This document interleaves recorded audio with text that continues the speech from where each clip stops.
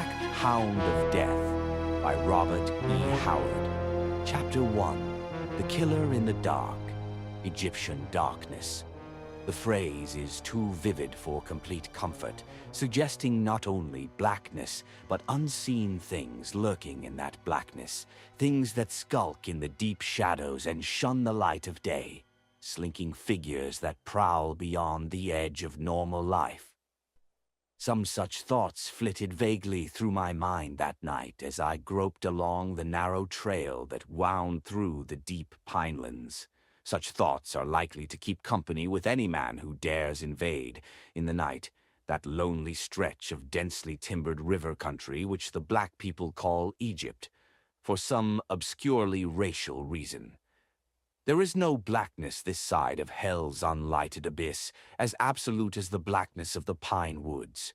The trail was but a half-guessed trace winding between walls of solid ebony. I followed it as much by the instincts of the piney woods dweller as by the guidance of the external senses. I went as hurriedly as I dared, but stealth was mingled with my haste, and my ears were whetted to knife-edge alertness. This caution did not spring from the uncanny speculations roused by the darkness and silence. I had good material reason to be wary. Ghosts might roam the pinelands with gaping bloody throats and cannibalistic hunger, as the Negroes maintained, but it was no ghost I feared. I listened for the snap of a twig under a great splay foot, for any sound that would presage murder striking from the black shadows. The creature which, I feared, haunted Egypt was more to be dreaded than any gibbering phantom. That morning, the worst Negro desperado in that part of the state had broken from the clutches of the law, leaving a ghastly toll of dead behind him. Down along the river, bloodhounds were baying through the brush, and hard-eyed men with rifles were beating up the thickets. They were seeking him in the fastnesses near the scattered black settlements, knowing that a Negro seeks his own kind in his extremity. But I knew Topi Braxton better than they did. I knew he deviated from the general type of his race.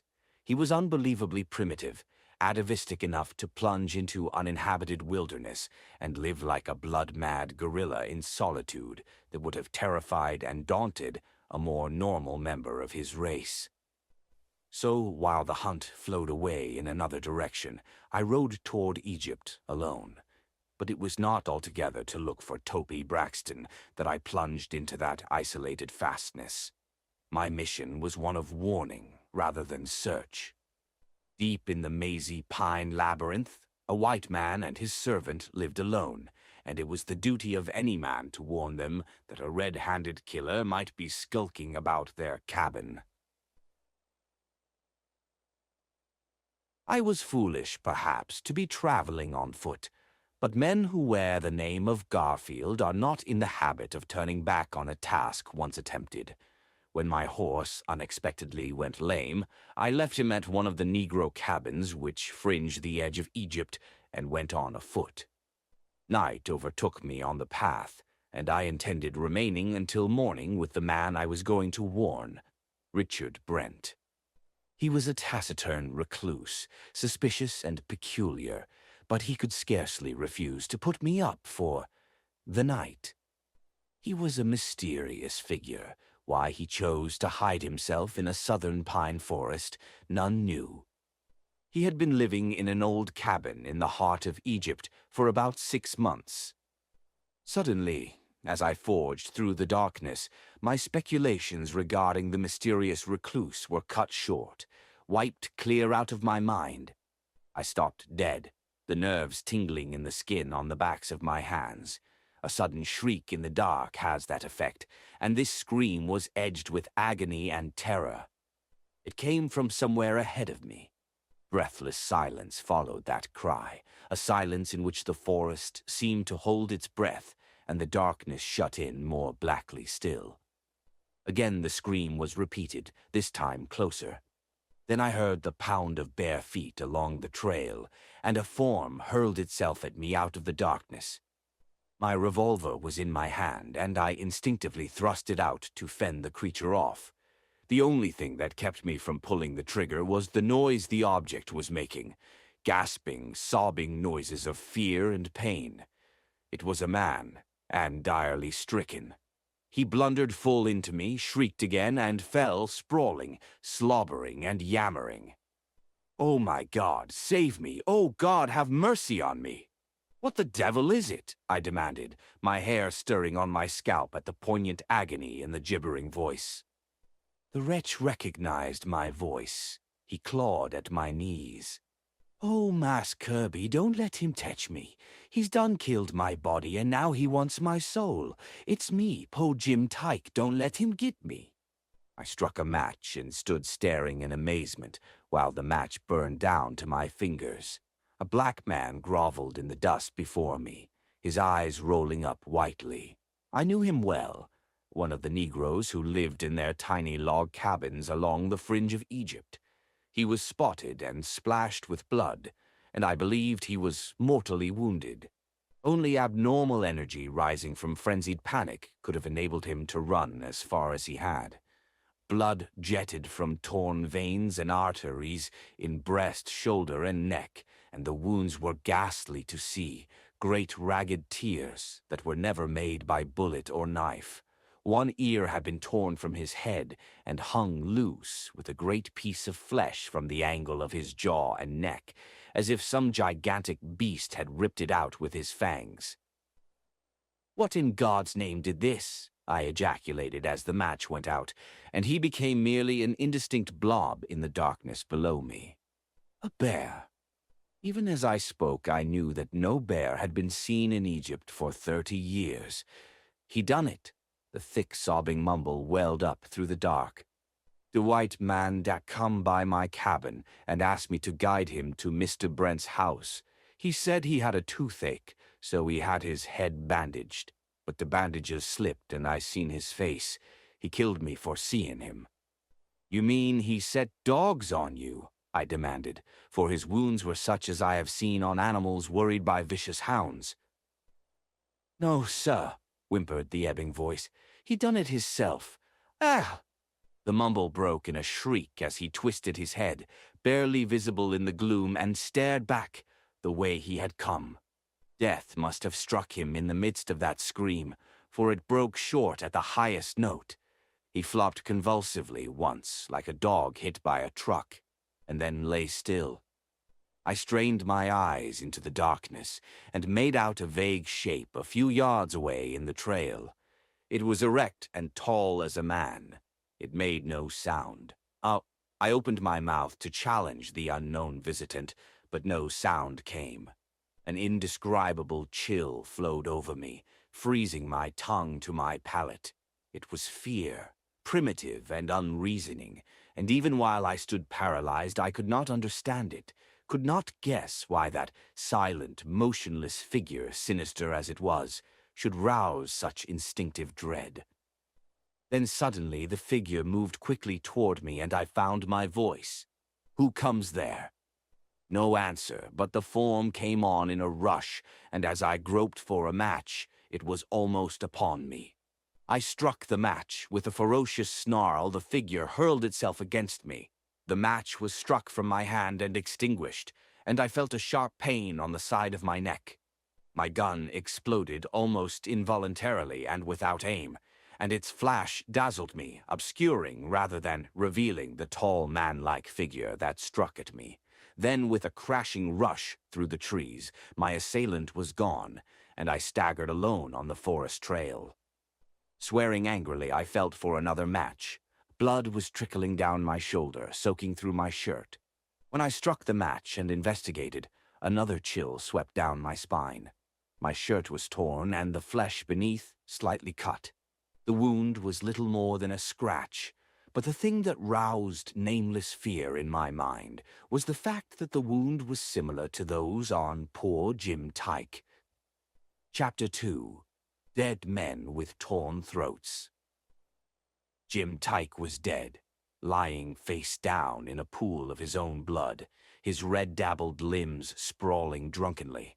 I stared uneasily at the surrounding forest that hid the thing that had killed him. That it was a man I knew. The outline, in the brief light of the match, had been vague, but unmistakably human. But what sort of a weapon could make a wound like the merciless champing of great bestial teeth? I shook my head, recalling the ingenuity of mankind in the creation of implements of slaughter, and considered a more acute problem. Should I risk my life further by continuing upon my course, or should I return to the outer world and bring in men and dogs to carry out poor Jim Tyke's corpse and hunt down his murderer? I did not waste much time in indecision. I had set out to perform a task. If a murderous criminal besides Tope Braxton were abroad in the piney woods, there was all the more reason for warning the men in that lonely cabin. As for my own danger, I was already more than halfway to the cabin. It would scarcely be more dangerous to advance than to retreat. If I did turn back and escape from Egypt alive before I could rouse a posse, anything might happen in that isolated cabin under the black trees. So I left Jim Tyke's body there in the trail and went on, gun in hand, and nerves sharpened by the new peril. That visitant had not been Tope Braxton. I had the dead man's word for it that the attacker was a mysterious white man. The glimpse I had had of the figure had confirmed the fact that he was not Tope Braxton. I would have known that squat, apish body even in the dark. This man was tall and spare, and the mere recollection of that gaunt figure made me shiver unreasoningly. It is no pleasant experience to walk along a black forest trail with only the stars glinting through the dense branches and the knowledge that a ruthless murderer is lurking near, perhaps within arm's length in the concealing darkness. The recollection of the butchered black man burned vividly in my brain. Sweat beaded my face and hands, and I wheeled a score of times, glaring into the blackness where my ears had caught the rustle of leaves or the breaking of a twig. How could I know whether the sounds were but the natural noises of the forest or the stealthy movements of the killer? Once I stopped, with an eerie crawling of my skin. As far away, through the black trees, I glimpsed a faint, lurid glow. It was not stationary, it moved, but it was too far away for me to make out the source. With my hair prickling unpleasantly, I waited, for I knew not what. But presently the mysterious glow vanished, and so keyed up I was to unnatural happenings that it was only then that I realized the light might well have been made by a man walking with a pine-knot torch. I hurried on, cursing myself for my fears, the more baffling because they were so nebulous. Peril was no stranger to me in that land of feud and violence where century-old hates still smoldered down the generations. Threat of bullet or knife openly or from ambush had never shaken my nerves before, but I knew now that I was afraid of something I could not understand or explain. I sighed with relief when I saw Richard Brent's light gleaming through the pines, but I did not relax my vigilance. Many a man, danger-dogged, has been struck down at the very threshold of safety. Knocking on the door, I stood sidewise, peering into the shadows that ringed the tiny clearing and seemed to repel the faint light from the shuttered windows. "Who's there?" came a deep, harsh voice from within. "Is that you, Ashley?" "No, it's me. Kirby Garfield, open the door." The upper half of the door swung inward, and Richard Brent's head and shoulders were framed in the opening. The light behind him left most of his face in shadow, but could not obscure the harsh, gaunt lines of his features, nor the gleam of the bleak gray eyes. "What do you want at this time of night?" he demanded with his usual brusqueness. I replied shortly, for I did not like the man. Courtesy in our part of the country is an obligation no gentleman thinks of shirking. "I came to tell you that it's very likely that a dangerous Negro is prowling in your vicinity. Tope Braxton killed Constable Joe Sorley and a Negro trustee and broke out of jail this morning. I think he took refuge in Egypt. I thought you ought to be warned." "Well, you've warned me," he snapped in his short-clipped Eastern accent. "Why don't you be off?" Because I have no intention of going back through those woods tonight, I answered angrily. I came in here to warn you, not because of any love of you, but simply because you're a white man. The least you can do is to let me put up in your cabin until morning. All I ask is a pallet on the floor. You don't even have to feed me. That last was an insult I could not withhold in my resentment. At least in the piney woods it is considered an insult. But Richard Brent ignored my thrust at his penuriousness and discourtesy. He scowled at me. I could not see his hands. "Did you see Ashley anywhere along the trail?" he asked finally. Ashley was his servant, a saturnine figure as taciturn as his master, who drove into the distant river village once a month for supplies. No, he might have been in town and left after I did. "I guess I'll have to let you in," he muttered grudgingly. "Well, hurry up," I requested. "I've got a gash in my shoulder I want to wash and dress. Topi Braxton isn't the only killer abroad tonight."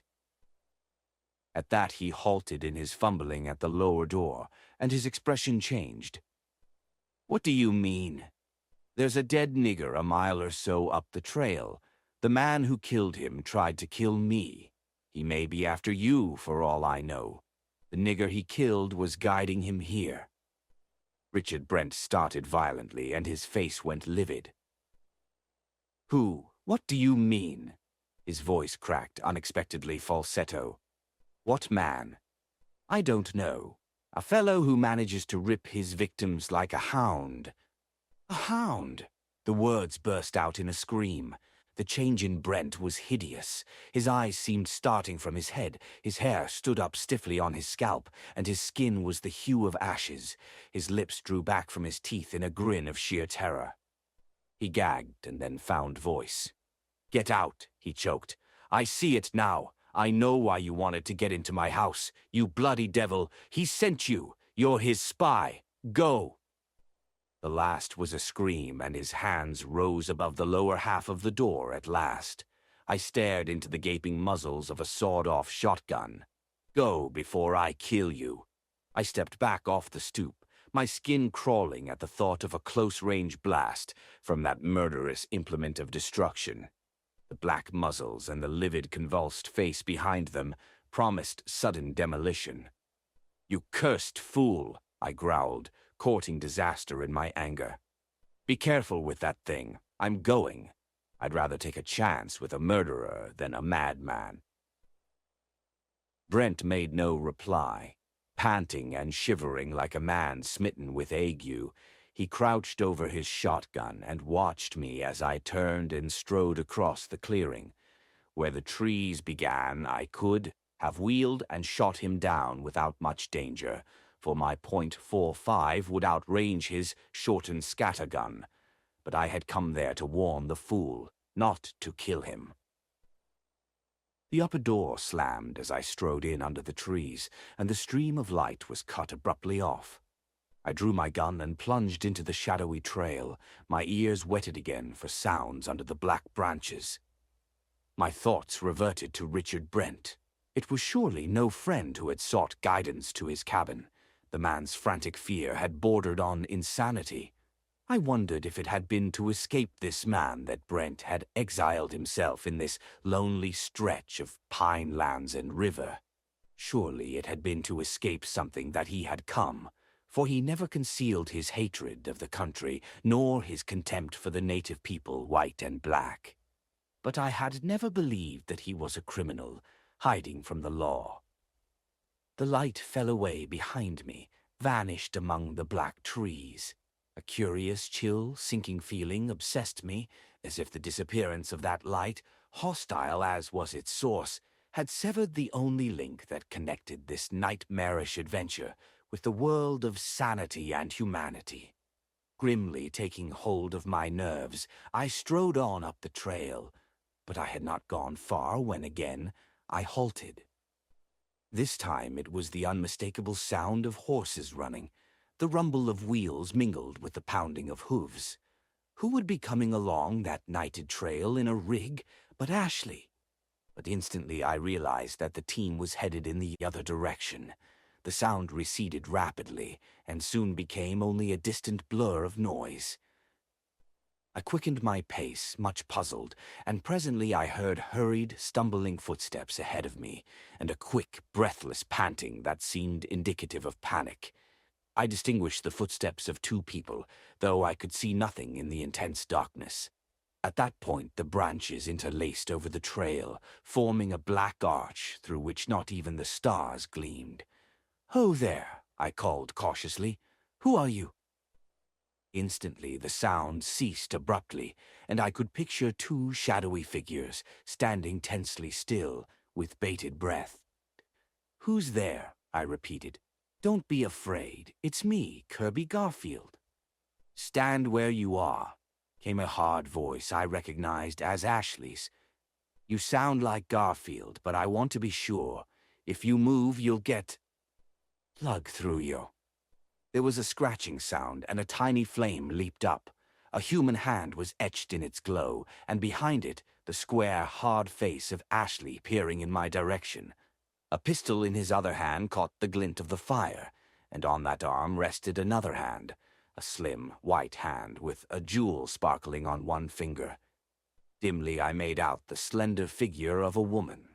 Her face was like a pale blossom in the gloom. "Yes, it's you all right," Ashley grunted. "What are you doing here?"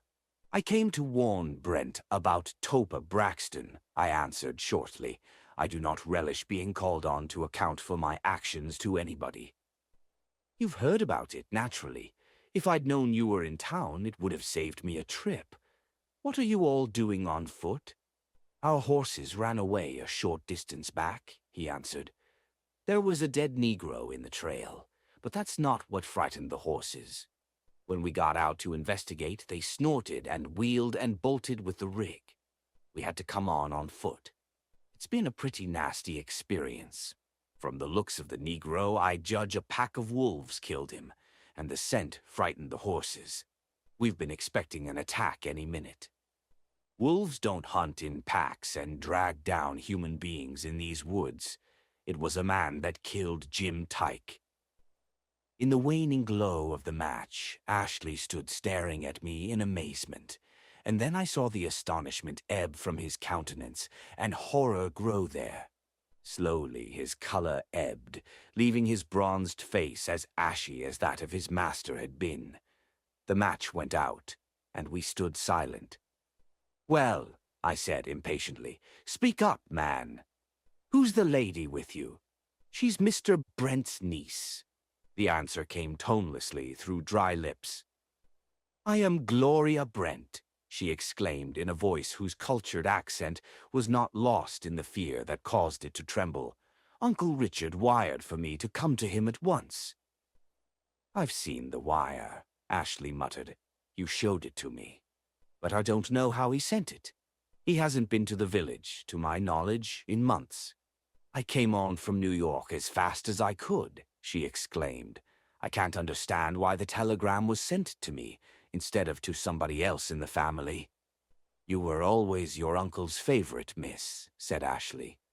"Well, when I got off the boat at the village just before nightfall, I found Ashley just getting ready to drive home.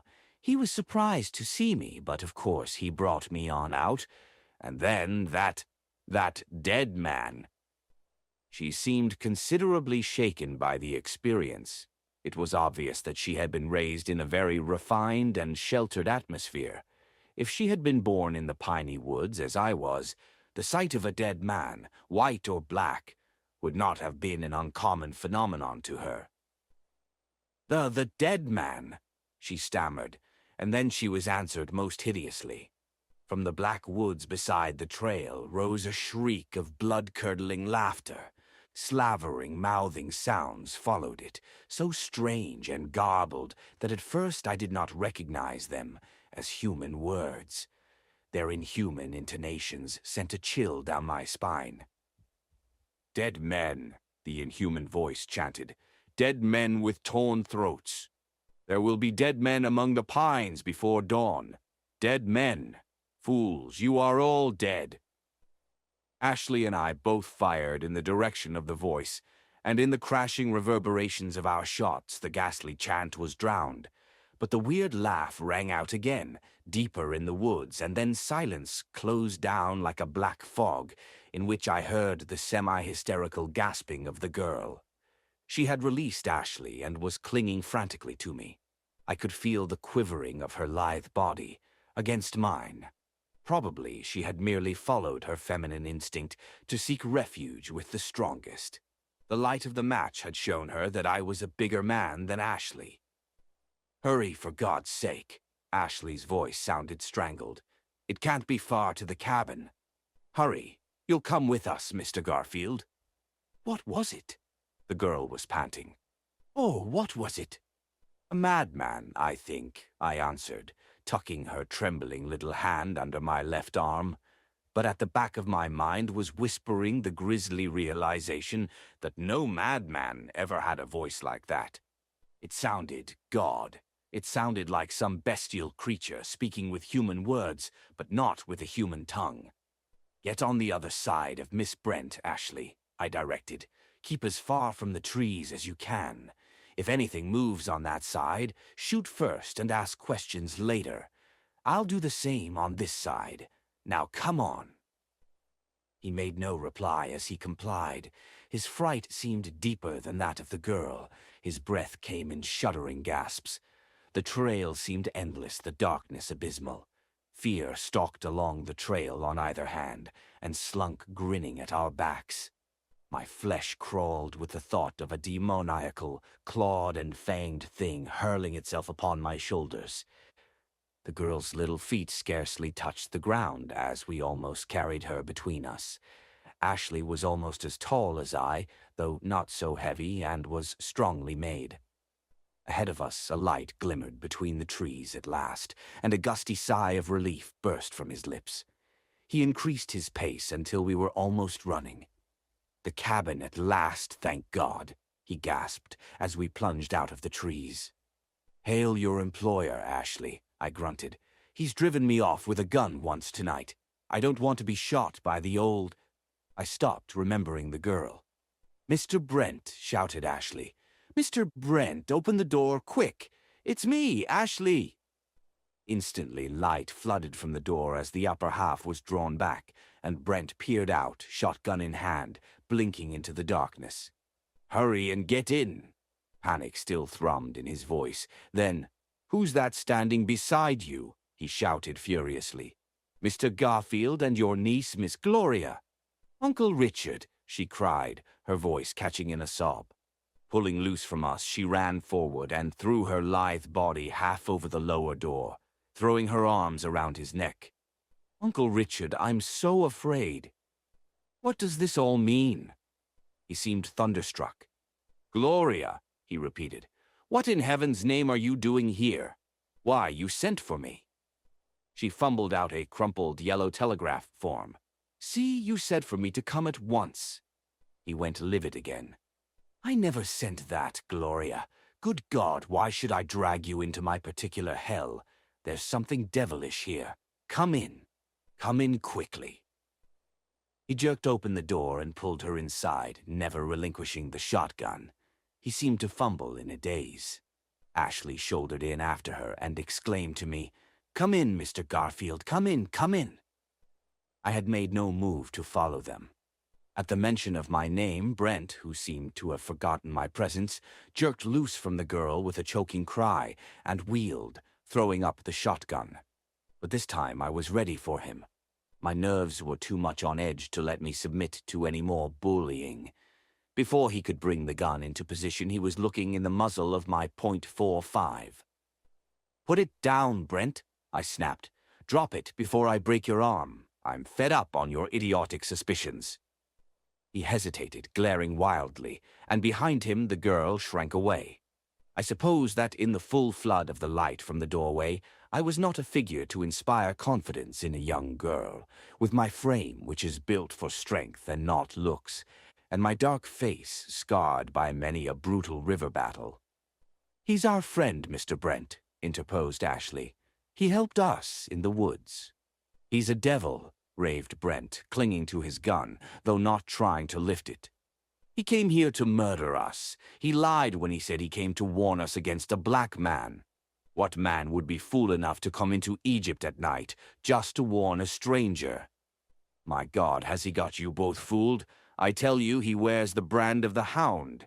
Then you know he's here, cried Ashley. Yes, this fiend told me, trying to worm his way into the house.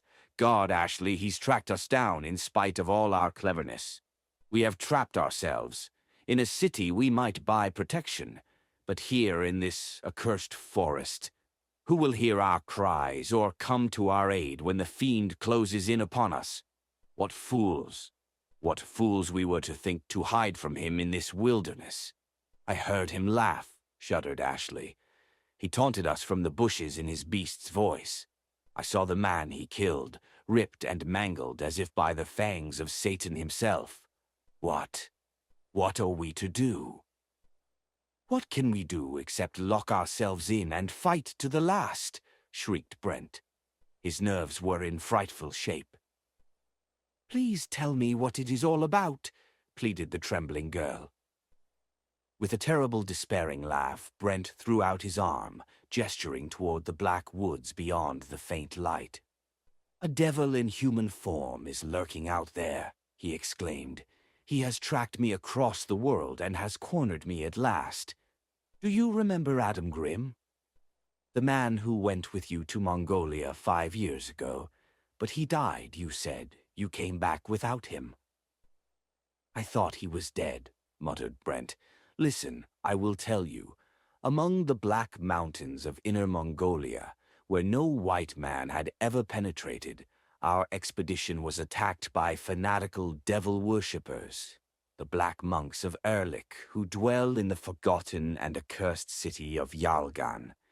Our guides and servants were killed, and all our stock driven off but one small camel. Grimm and I stood them off all day, firing from behind the rocks when they tried to rush us. That night we planned to make a break for it, on the camel that remained to us. But it was evident to me that the beast could not carry us both to safety. One man might have a chance. When darkness fell, I struck Grimm from behind with my gun butt, knocking him senseless. Then I mounted the camel and fled. He did not heed the look of sick amazement and abhorrence growing in the girl's lovely face. Her wide eyes were fixed on her uncle as if she were seeing the real man for the first time and was stricken by what she saw. He plunged on, too obsessed and engulfed by fear to care or heed what she thought of him. The sight of a soul stripped of its conventional veneer and surface pretense is not always pleasant. I broke through the lines of the besiegers and escaped in the night. Grimm, naturally, fell into the hands of the devil worshippers, and for years I supposed that he was dead. They had the reputation of slaying by torture every alien that they captured. Years passed, and I had almost forgotten the episode. Then, 7 months ago, I learned that he was alive, was indeed back in America, thirsting for my life. The monks had not killed him. Through their damnable arts they had altered him. The man is no longer wholly human, but his whole soul is bent on my destruction. To appeal to the police would have been useless. He would have tricked them and wreaked his vengeance in spite of them. I fled from him up and down across the country for more than a month, like a hunted animal. And finally, when I thought I had thrown him off the track, I took refuge in this God-forsaken wilderness, among these barbarians, of whom that man, Kirby Garfield, is a typical example. You can talk of barbarians, she flamed, and her scorn would have cut the soul of any man who was not so totally engrossed in his own fears. She turned to me. Mr. Garfield, please come in. You must not try to traverse this forest at night with that fiend at large. No, shrieked Brent. Get back from that door, you little fool. Ashley, hold your tongue. I tell you he is one of Adam Grimm's creatures. He shall not set foot in this cabin. She looked at me, pale, helpless, and forlorn, and I pitied her as I despised Richard Brent. She looked so small and bewildered. "I wouldn't sleep in your cabin if all the wolves of hell were howling outside," I snarled at Brent. "I'm going, and if you shoot me in the back, I'll kill you before I die. I wouldn't have come back at all, but the young lady needed my protection. She needs it now, but it's your privilege to deny her that. Miss Brent," I said, "if you wish, I'll come back tomorrow with a buckboard and carry you to the village. You'd better go back to New York." "Ashley will take her to the village," roared Brent. "Damn you, will you go?" With a sneer that brought the blood purpling his countenance, I turned squarely upon him and strode off. The door banged behind me, and I heard his falsetto voice mingled with the tearful accents of his niece.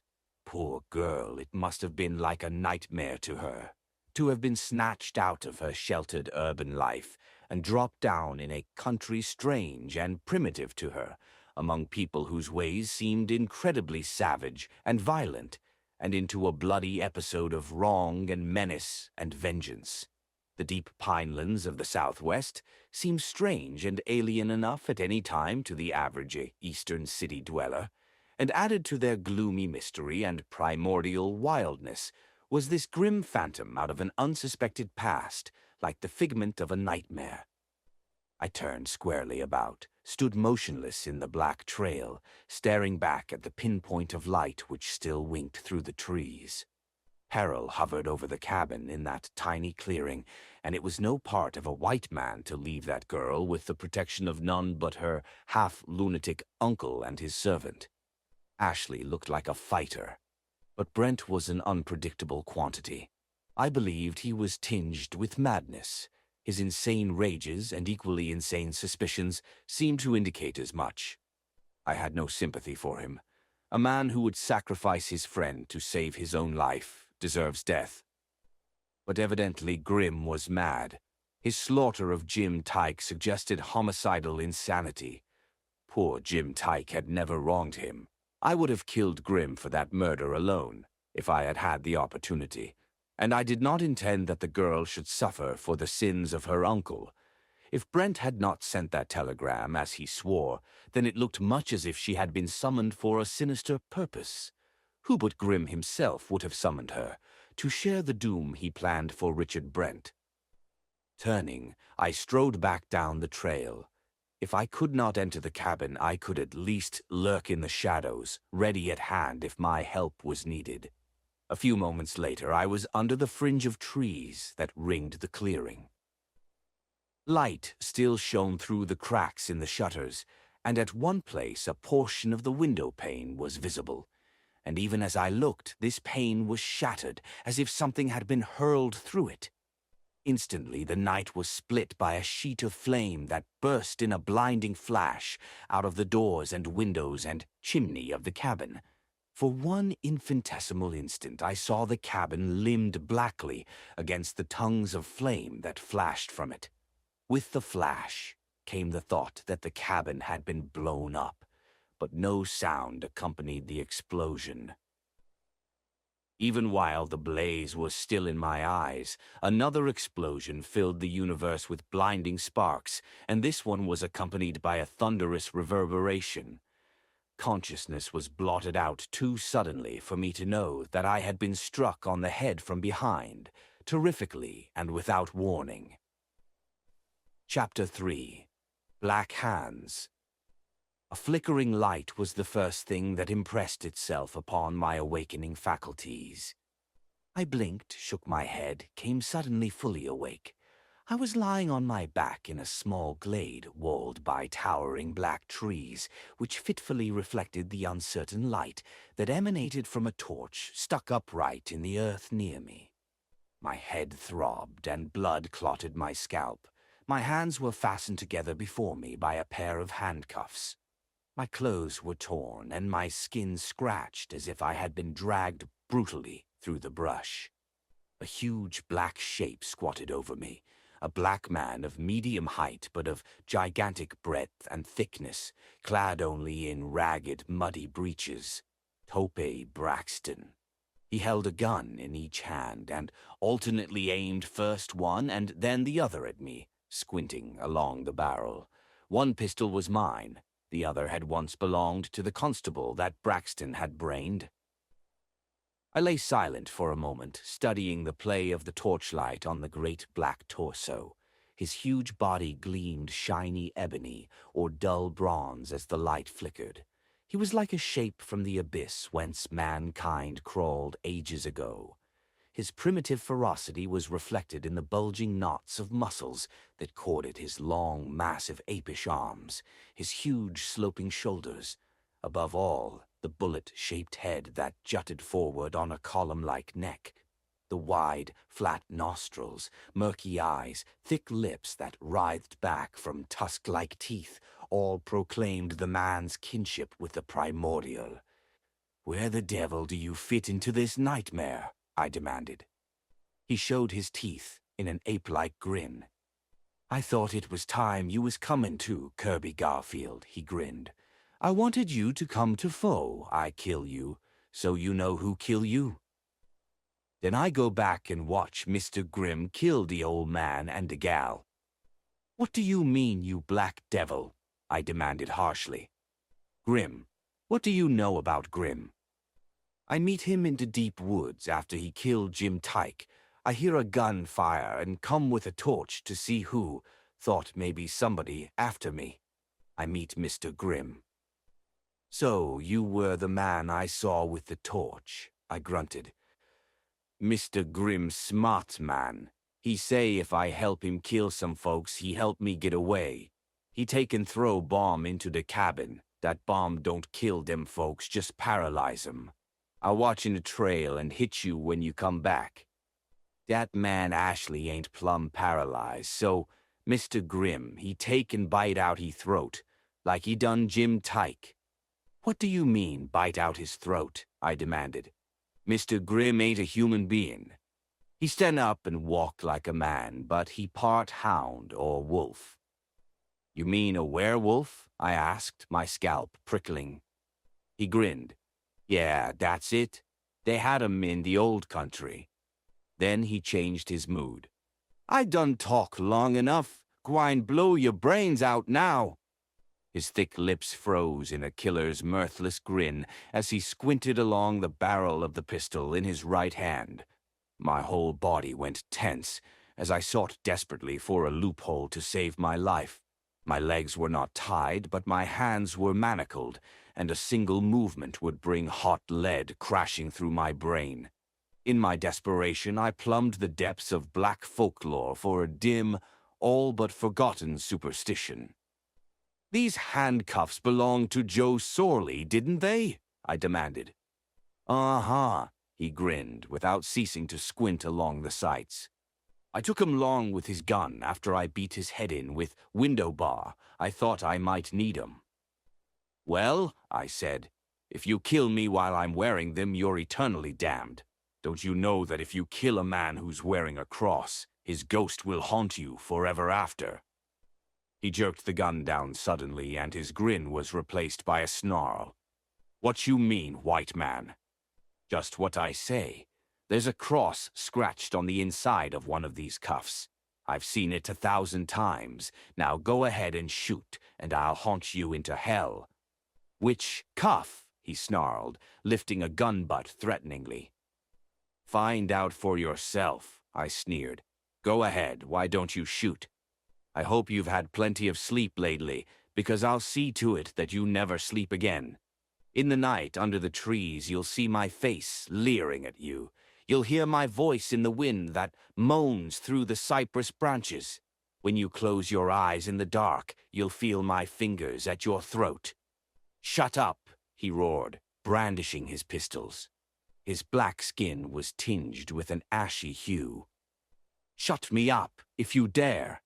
I struggled up to a sitting position, and then fell back cursing. "Damn you, my leg's broken." At that the ashy tinge faded from his ebon skin, and purpose rose in his reddish eyes. "So your leg's busted." He bared his glistening teeth in a beastly grin. "Thought you fell mighty hard, and then I dragged you a right smart piece." Laying both pistols on the ground, well out of my reach, He rose and leaned over me, dragging a key out of his breeches pocket. His confidence was justified, for was I not unarmed, helpless with a broken leg? I did not need the manacles. Bending over me, he turned the key in the old-fashioned handcuffs and tore them off. And like twin striking snakes, my hands shot to his black throat, locked fiercely, and dragged him down on top of me. I had always wondered what would be the outcome of a battle between me and Topi Braxton. One can hardly go about picking fights with black men. But now a fierce joy surged in me, a grim gratification that the question of our relative prowess was to be settled once and for all, with life for the winner and death for the loser. Even as I gripped him, Braxton realized that I had tricked him into freeing me, that I was no more crippled than he was. Instantly, he exploded into a hurricane of ferocity that would have dismembered a lesser man than I. We rolled on the pine needles, rending and tearing. Were I penning an elegant romance, I should tell how I vanquished Tope Braxton by a combination of higher intelligence, boxing skill, and deft science that defeated his brute strength. But I must stick to facts in this chronicle. Intelligence played little part in that battle. It would have helped me no more than it would help a man in the actual grip of a gorilla. As for artificial skill, Topi would have torn the average boxer or wrestler limb from limb. Man-developed science alone could not have withstood the blinding speed, tigerish ferocity, and bone-crushing strength that lurked in Tope Braxton's terrible thews. It was like fighting a wild beast, and I met him at his own game. I fought Tope Braxton as the rivermen fight, as savages fight, as bull-apes fight. Breast to breast, muscle straining against muscle, iron fist crushing against hard skull, knee driven to groin, teeth slashing sinewy flesh, gouging, tearing, smashing. We both forgot the pistols on the ground. We must have rolled over them half a dozen times. Each of us was aware of only one desire, one blind crimson urge to kill with naked hands, to rend and tear and maul and trample until the other was a motionless mass of bloody flesh and splintered bone. I do not know how long we fought. Time faded into a bloodshot eternity. His fingers were like iron talons that tore the flesh and bruised the bone beneath. My head was swimming from its impacts against the hard ground, and from the pain in my side I knew at least one rib was broken. My whole body was a solid ache and burn of twisted joints and wrenched thews. My garments hung in ribbons, wrenched by the blood that sluiced from an ear that had been ripped loose from my head. But if I was taking terrible punishment, I was dealing it too. The torch had been knocked down and kicked aside, but it still smoldered fitfully, lending a lurid dim light to that primordial scene. Its light was not so red as the murder lust that clouded my dimming eyes. In a red haze I saw his white teeth gleaming in a grin of agonized effort, his eyes rolling whitely from a mask of blood. I had mauled his face out of all human resemblance. From eyes to waist his black hide was laced with crimson. Sweat slimed us, and our fingers slipped as they gripped.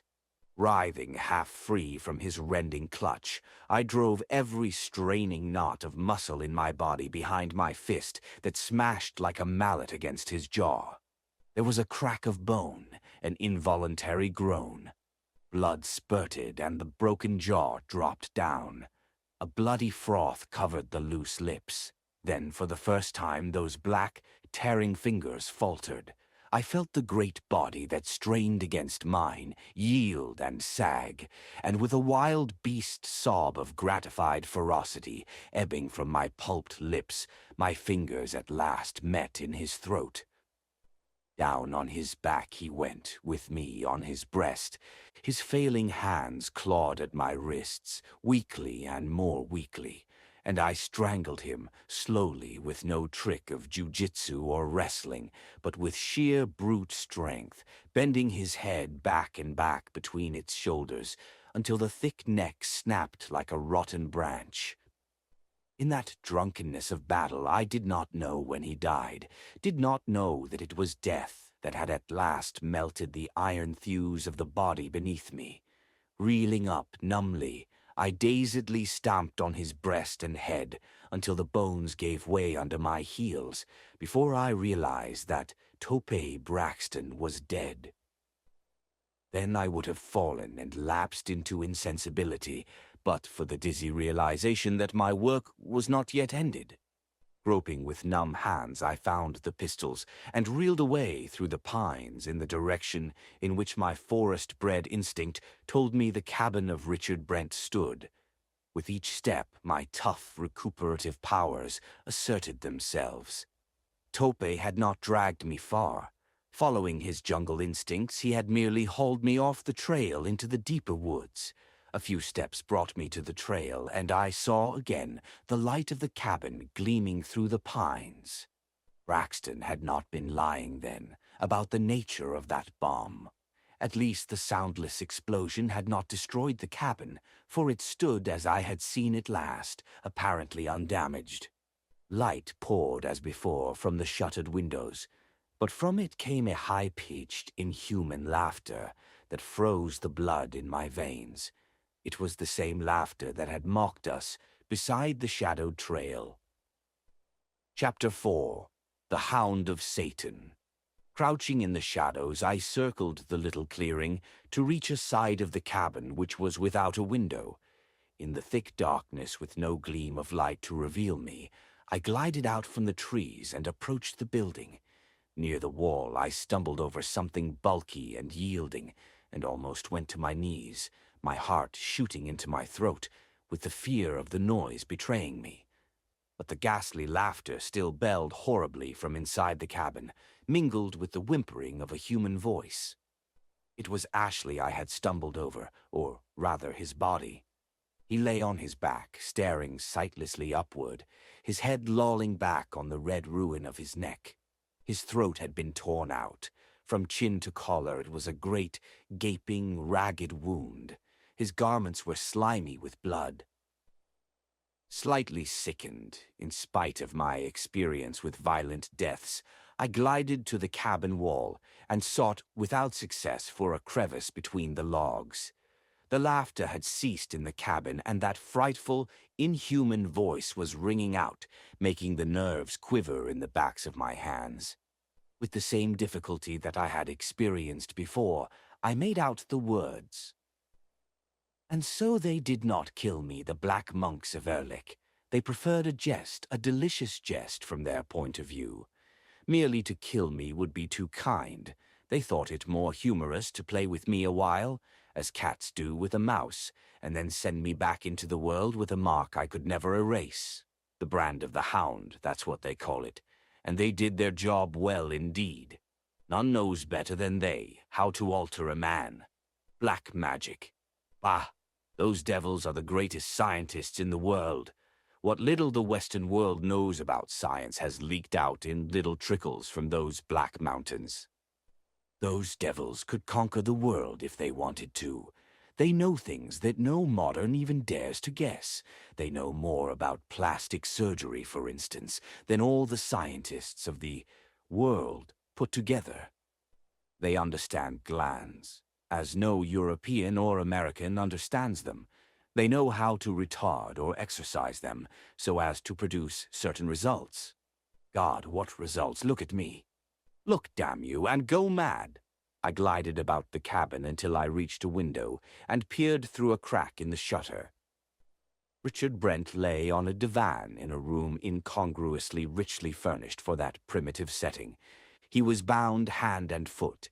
His face was livid and scarcely human. In his starting eyes was the look of a man who has at last come face to face with ultimate horror. Across the room from him, the girl, Gloria, was spread-eagled on a table, held helpless with cords on her wrists and ankles. She was stark naked, her clothing lying in scattered confusion on the floor, as if they had been brutally ripped from her. Her head was twisted about as she stared in wide-eyed horror at the tall figure which dominated the scene. He stood with his back toward the window where I crouched as he faced Richard Brent. To all appearances, this figure was human, the figure of a tall, spare man in dark, close-fitting garments with a sort of cape hanging from his lean, wide shoulders. But at the sight a strange trembling took hold of me, and I recognized at last the dread I had felt since I first glimpsed that gaunt form on the shadowy trail above the body of poor Jim Tyke. There was something unnatural about the figure, something not apparent as he stood there with his back to me, yet an unmistakable suggestion of abnormality, and my feelings were the dread and loathing that normal men naturally feel toward the abnormal. They made me the horror I am today, and then drove me forth, he was yammering in his horrible mouthing voice. But the change was not made in a day, or a month, or a year. They played with me as devils play with a screaming soul on the white-hot grids of hell. Time and again I would have died in spite of them, but I was upheld by the thought of vengeance. Through the long black years, shot red with torture and agony, I dreamed of the day when I would pay the debt I owed to you, Richard Brent, you spawn of Satan's vilest gutter. So at last the hunt began. When I reached New York, I sent you a photograph of my face, and a letter detailing what had happened, and what would happen. You fool, did you think you could escape me? Do you think I would have warned you if I were not sure of my prey?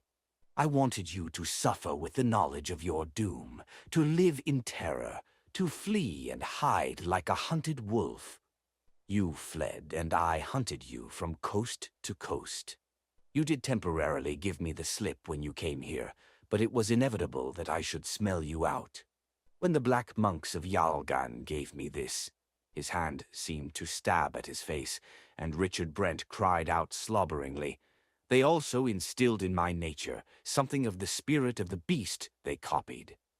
To kill you was not enough.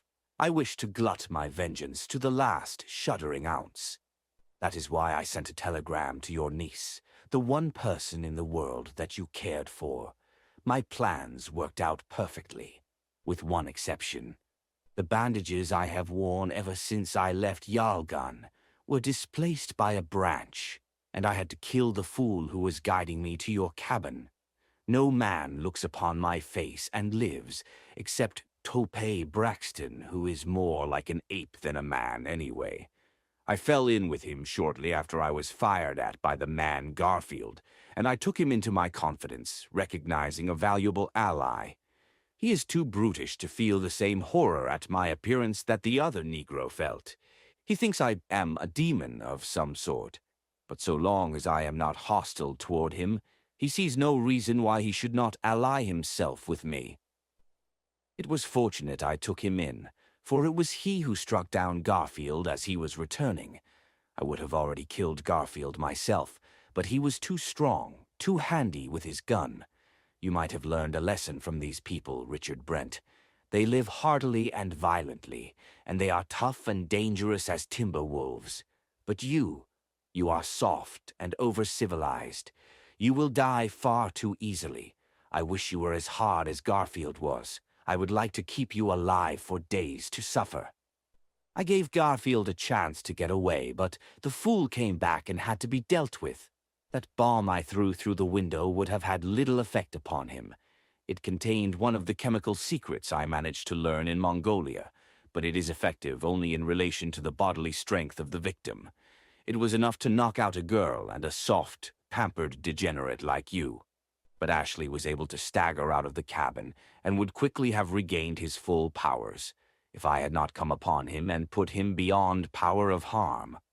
Brent lifted a moaning cry. There was no intelligence in his eyes, only a ghastly fear. Foam flew from his lips. He was mad, mad as the fearful being that posed and yammered in that room of horror. Only the girl, writhing pitifully on that ebony table, was sane. All else was madness and nightmare, and suddenly complete delirium overcame Adam Grimm, and the laboring monotones shattered in a heart-stopping scream. Or, "First the girl!" shrieked Adam Grimm. or the thing that had been Adam Grimm.